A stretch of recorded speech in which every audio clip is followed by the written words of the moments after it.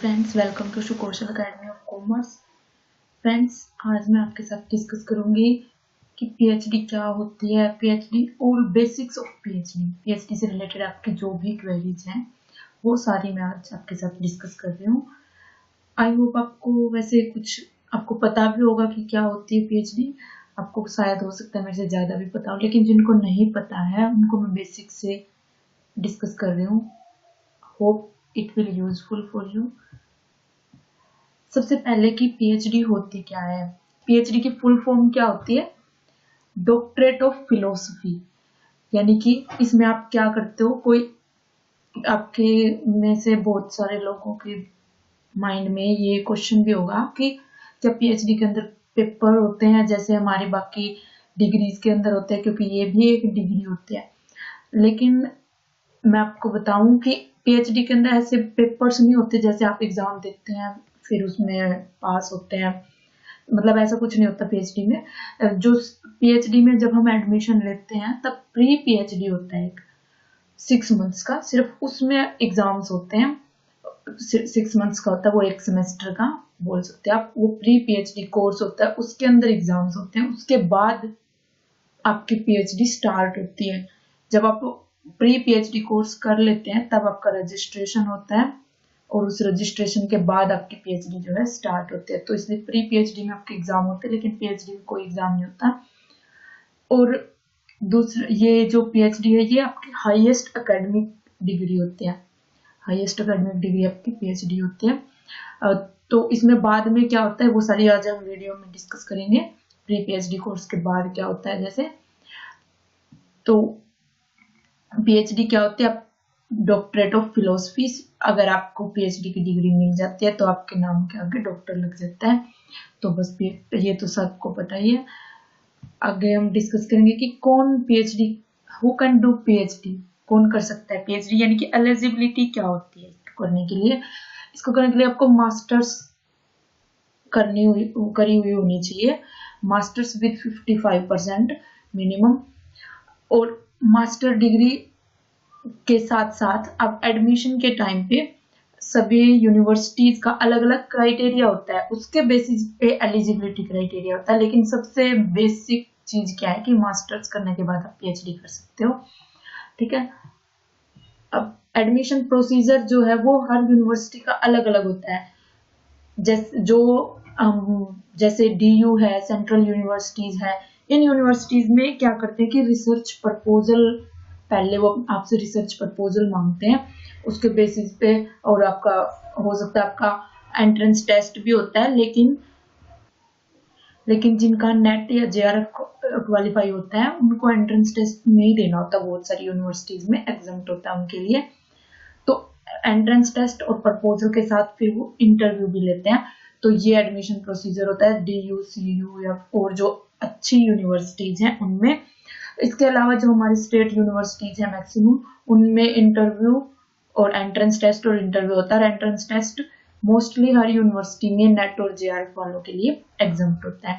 अब ये आपके माइंड में ये भी डाउट होगा किसी के कि जेआरएफ क्या होता है, क्योंकि मैक्सिमम को यही पता होता है कि नेट क्या होता है। अगर आप जेआरएफ कर लेते हैं क्वालिफाई, तो पीएचडी करते हैं जब आपको, तब आपको फेलोशिप मिलती है। जेआरएफ का यही मतलब होता है जूनियर रिसर्च फेलोशिप। तो इसलिए पीएचडी करते टाइम आपको फिर फेलोशिप मिलती है मंथली, तो वो जेआरएफ हो जाता है फिर, ठीक है। तो नेट और जेआरएफ बेसिस पे भी एडमिशन होते हैं और एंट्रेंस बेसिस पे भी। जिन यूनिवर्सिटीज में एग्जाम्प्टेड होता है नेट जेआरएफ के लिए, वो एंट्रेंस बेसिस पे जो सिर्फ मास्टर्स की हुई होती है, क्योंकि मिनिमम क्वालिफिकेशन मास्टर्स है। अगर आपने मास्टर्स की हुई है तो भी आप पीएचडी कर सकते हैं। फिर वो डिपेंड करता है कि आप किस यूनिवर्सिटी से करना चाहते हैं, ठीक है। तो यही, बाकी फिर सेम इंटरव्यू के बाद जैसे हमारे अदर कोर्सेज में एडमिशन होता है, सेम इंटरव्यू के मार्क्स और मेरिट लिस्ट लगती है, उसके बेसिस पे एडमिशन होता है। हम जो बहुत सारी यूनिवर्सिटीज में मेरिट लिस्ट और ये भी, इनके अलावा भी अगर आप जेआरएफ हो, क्योंकि बोलते हैं कि जेआरएफ कभी भी अपना जो पीएचडी है वो स्टार्ट कर सकता है। जेआरएफ को सिर्फ क्या चाहिए होती है? Consent of the guide.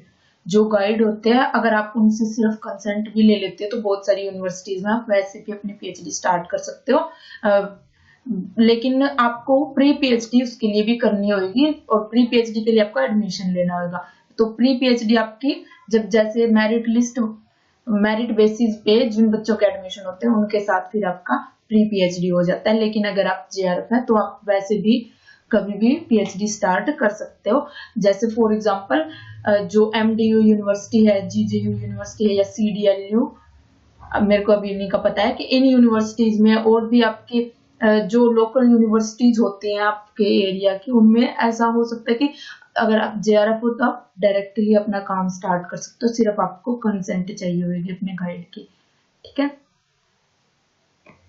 उसके बाद एक और बहुत अब जिनमें रिसर्च प्रपोजल देना होता है जिन यूनिवर्सिटीज में, तो उसके लिए कि रिसर्च प्रपोजल क्या होता है।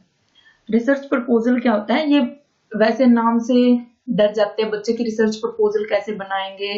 मेरे को भी नहीं पता है रिसर्च प्रपोजल कैसे बनाते हैं, लेकिन रिसर्च प्रपोजल बहुत बेसिक सी चीजें होती है इसमें।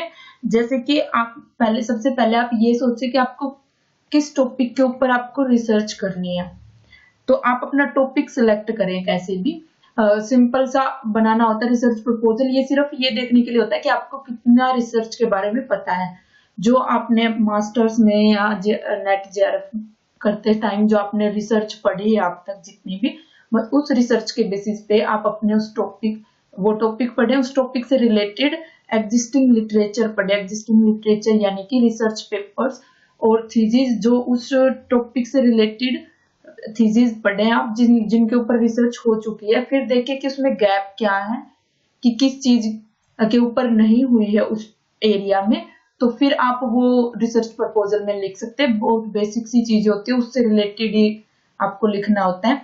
अपने टॉपिक से रिलेटेड एग्जिस्टिंग पढ़ के सिर्फ उतना लिखना होता है कि आप क्या करेंगे अपने रिसर्च, किस टॉपिक के ऊपर करेंगे और कैसे करेंगे, आप कौन से मेथड्स लगाएंगे, कैसे आप डाटा कलेक्ट करेंगे अपनी ड्यूरिंग योर पीएचडी। तो बस वही सारी चीजें होती है, लेकिन ये बिल्कुल सही हो, बिल्कुल प्रॉपर हो, हमने जो लिखा है रिसर्च गैप वो बिल्कुल सही हो, वो जरूरी नहीं है, क्योंकि ये सिर्फ बेसिक होता है। ये सिर्फ ये देखने के लिए होता है कि जो भी कैंडिडेट है उसके अंदर रिसर्च को उसको रिसर्च कितनी आती है, उसको रिसर्च के बारे में कितना पता है, तो उससे रिलेटेड होता है रिसर्च प्रपोजल। लेकिन बहुत सारी स्टेट यूनिवर्सिटीज में रिसर्च प्रपोजल बनाना जरूरी नहीं होता एडमिशन के टाइम पे। ठीक है, अगर आप सेंट्रल यूनिवर्सिटीज में एडमिशन लेना चाहते हैं तब वहां पर मैक्सिमम यूनिवर्सिटीज में आपको रिसर्च प्रपोजल भी बनाना होता है। ठीक है, अब रिसर्च प्रपोजल और सिनॉप्सिस क्या होता है। देखो, जब आपने जो चीज रिसर्च प्रपोजल में होती है वही चीजें सिनॉप्सिस में होती है, कि आप अपना टॉपिक सिलेक्ट करते हो, उस टॉपिक से रिलेटेड जो आप लिटरेचर रिव्यू करते हो, फिर आप गैप आइडेंटिफाई करते हो कि किन किन चीजों के ऊपर रिसर्च हो चुकी है और किन के ऊपर होनी रहती है। तो फिर जब आप ये देखते हो कि आप कौन से टूल्स और टेक्निक्स लगाओगे, कौन से मेथड्स यूज करोगे अपने पीएचडी के ड्यूरिंग, और कैसे आप रिजल्ट निकालोगे, कैसे रिसर्च करोगे, उस सारी चीज का ब्रीफ होता है सिनॉप्सिस में। वही रिसर्च प्रपोजल में होता है, लेकिन इनमें डिफरेंस क्या है कि रिसर्च प्रपोजल रफली हम तैयार करते हैं सब एडमिशन के टाइम पे, लेकिन जब हम अपना pre PhD course work complete कर लेते हैं 6 मंथ का, उसके बाद हम अपने रिसर्च प्रपोजल में ही चेंजेस करके हम उसको बिल्कुल सिस्टेमैटिक वे में बनाते हैं और इसी को फिर फाइनली अप्रूव किया जाता है, तभी आपका पीएचडी में रजिस्ट्रेशन होता है। पीएचडी में रजिस्ट्रेशन आपका प्री पीएचडी के बाद होता है, एडमिशन हो जाता है, एडमिशन के बाद प्री पीएचडी, उसके बाद आप सिनॉप्सिस तैयार करते हो। अगर आपने रिसर्च प्रपोजल बना रखा है पहले से तो उसमें थोड़े बहुत चेंजेस करके as guided by your supervisor, और मतलब कि आपके गाइड आपको या आपके सुपरवाइजर जैसे भी वो सजेस्ट करते हैं, क्योंकि तब जो रिसर्च प्रपोजल बनाया जाता है वो हम हमारी बेसिक नॉलेज के बेसिस पे बनाते हैं, लेकिन जब हम और ज्यादा डीपली और सिस्टेमेटिकली रिसर्च पढ़ते हैं during pre PhD course work, तब हमें पता चलता है कि कैसे करना है सब सारी चीजें सिस्टेमेटिकली। तो वो सिस्टेमेटिकली जब बनाया जाता है तब वो सिनॉप्सिस होती है। ठीक है, और फिर सिनॉप्सिस अगर हमारी अप्रूव हो जाती है तब हमारा पीएचडी में रजिस्ट्रेशन होता है, फिर हम काम स्टार्ट करते हैं अपना। और काम क्या करना होता है कि वो सिनॉप्सिस में लिखा हमने कि हम ये टॉपिक है, ये प्रॉब्लम हमने आइडेंटिफाई कर ली कि ये प्रॉब्लम लग रही है हमें, किसी भी एरिया में हो सकती है। जैसे कि मार्केटिंग में देखें कि हमें एक प्रॉब्लम लग रही है कि सेल्स क्यों इंक्रीज नहीं हो रही है किसी पर्टिकुलर प्रोडक्ट की, तो वो प्रॉब्लम हो गई। अब वो हम कैसे उस प्रॉब्लम का सॉल्यूशन फाइंड आउट करेंगे, वो सारी चीज हम सिनॉप्सिस में लिखते हैं कि हम कैसे करेंगे इन द फ्यूचर। और फिर जब हम वो सारी चीजें करते हैं कि डाटा कलेक्ट करते हैं, फिर उन पे टूल टेक्निक लगाते हैं, फिर कुछ उस डाटा को एनालाइज करते हैं, कुछ रिजल्ट निकालते हैं, फिर उस रिजल्ट के बेसिस पे हम हमारी थीसिस लिखते हैं। तो वो थीसिस जब सबमिट हो जाती है तो पीएचडी हो जाती है, यानी कि आपने उस टॉपिक के ऊपर, उस प्रॉब्लम के ऊपर काम किया और उस प्रॉब्लम जो आप फाइंड आउट करना चाहते थे वो आपने फाइंड आउट कर दिया अपनी उस रिसर्च की ड्यूरिंग दिस दैट रिसर्च। और ये जो काम है, ये सिनॉप्सिस में जो चीज लिखी है, इसको करने में ये 2.5-3 साल लग जाते हैं। ठीक है, तो ये एक स्लो प्रोसेस है, इसलिए मिनिमम 3 इयर्स और मैक्सिमम 5 to 6 ईयर है। तो उसमें आपको ये काम करना होता है, सारा सिनॉप्सिस में जो लिखा है वो सारा आपको फिर करना होता है ड्यूरिंग पीएचडी। अब रिसर्च पेपर्स क्या होते हैं? रिसर्च पेपर्स आप सबने सुना भी होगा, वैसे क्या होते हैं कि आप जो जिस चीज में, ये रिसर्च पेपर जो है ये पीएचडी से रिलेट करे ये जरूरी नहीं है। आप अगर आप मास्टर्स में, ग्रेजुएशन के टाइम पे भी आप रिसर्च पेपर्स लिख सकते हो।